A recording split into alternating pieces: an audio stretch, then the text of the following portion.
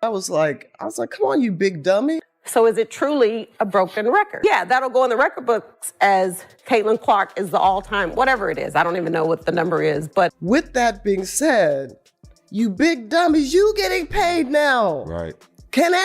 Everybody now has an opportunity to pull up their chair and have a seat. Your peers, they will recognize, her game, but they won't recognize her impact.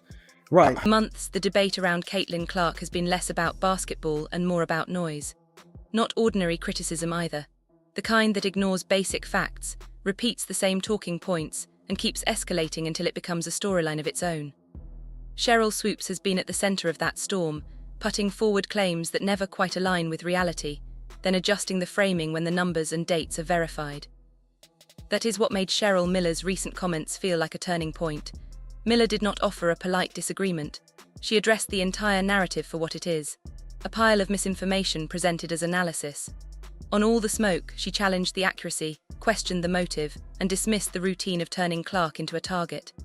It was direct, unsentimental, and impossible to ignore because Miller is not a random voice. She is a basketball authority with history, credibility, and a connection to Clark that goes beyond headlines. The bigger question is why this has been allowed to linger for so long. When you break it down, the pattern is familiar.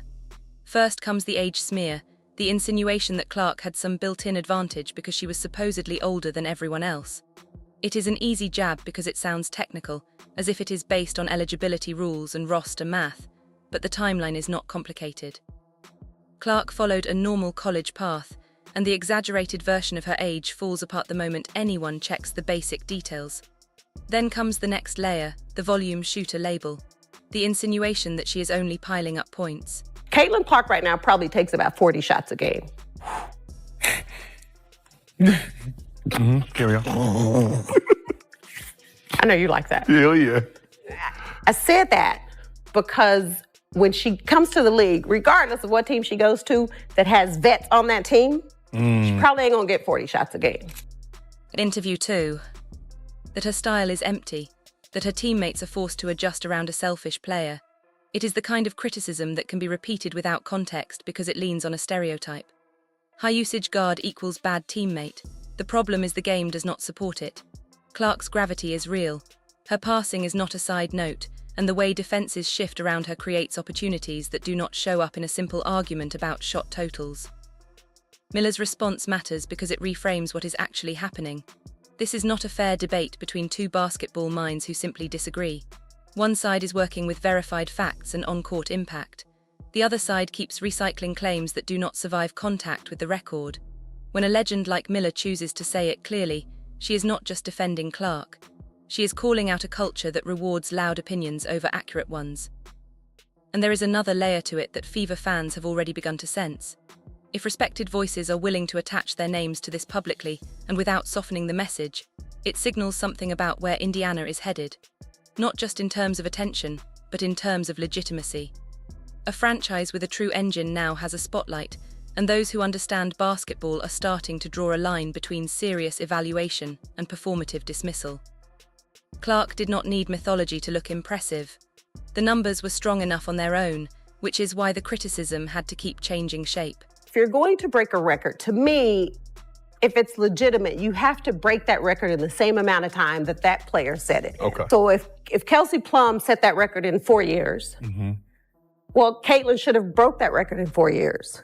But because there's a COVID year, and then there's another year, you know what I mean? So she's already had an extra year to break that record. So is it truly a broken record? Yeah, that'll go in the record books as Caitlin Clark is the all-time, whatever it is. I don't even know what the number is, but that's the way it'll be. And I don't think it should be. One of the most repeated jabs was the volume shooter label, as if her production was inflated by endless attempts. The reality is simple. Clark averaged 22.7 shots per game. That is a heavy workload, but it is also the responsibility you expect from the engine of an offense that depends on her gravity. And if you want to treat that number as proof of selfishness, the comparison becomes uncomfortable quickly. Swoopes herself averaged 19.2 shots per game during her senior season, only 3 fewer. That is not a moral failing either. It is simply the reality of how elite players carry teams. The irony is that the same usage framed as a flaw for Clark was once celebrated as necessity for others. When the shot count argument stopped landing, the focus shifted to the record chase. Instead of recognizing what it takes to approach an all-time scoring mark while still serving as a primary playmaker, the narrative moved toward questioning legitimacy. The suggestion was that Clark needed extra time, that she padded her totals, that it was not comparable to the greats who came before, but the timeline never supported that implication. Clark broke the record in 4 seasons, the same basic span as other college stars in the conversation. Yes, the COVID eligibility rule existed, and yes, she could have returned for an extra year if she chose to. The point is that she did not use it. The record was not a 5th-year advantage. It was a 4-year accumulation built on nightly pressure, constant defensive attention, and a style that changed what opponents had to guard. Then the debate attempted to follow her to the pros. The prediction became that the WNBA would humble her. You're absolutely right. And I was like, come on, you big dummies. Is she getting hyped? Yes. But she was in the backyard. She was putting in the same time, sometimes maybe more than you were. Right. I can't fault her for what she was given. That the space would shrink, that the athleticism would erase her impact. That is always the safest prediction about a highly discussed rookie because it sounds reasonable, and it is difficult to challenge until the games are played. The games were played. Clark adjusted, and the production arrived quickly enough that much of the criticism began to fade. You can debate efficiency, turnovers, or the learning curve because every rookie experiences one, but you cannot claim that she failed to translate. She finished her rookie season at 19.2 points and 8.4 assists per game, leading the league in assists and earning Rookie of the Year honors. Those are not sympathy numbers. That is immediate, top-tier playmaking in the hardest league in the world.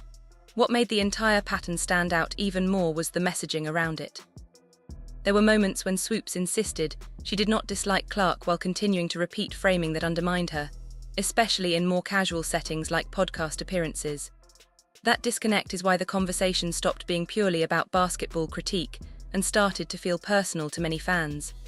When someone claims neutrality, but consistently presents only negatives, people notice, and eventually the broader basketball world notices as well.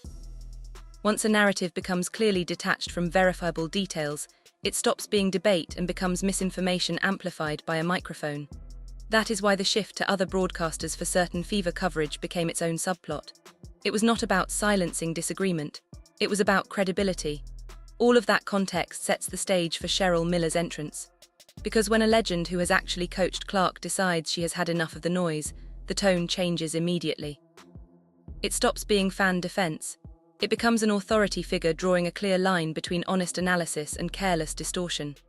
Sheryl Miller did not step into the Caitlin Clark conversation with soft praise and cautious language. She entered like someone who had watched the discourse spiral and finally decided it was time to bring it to an end.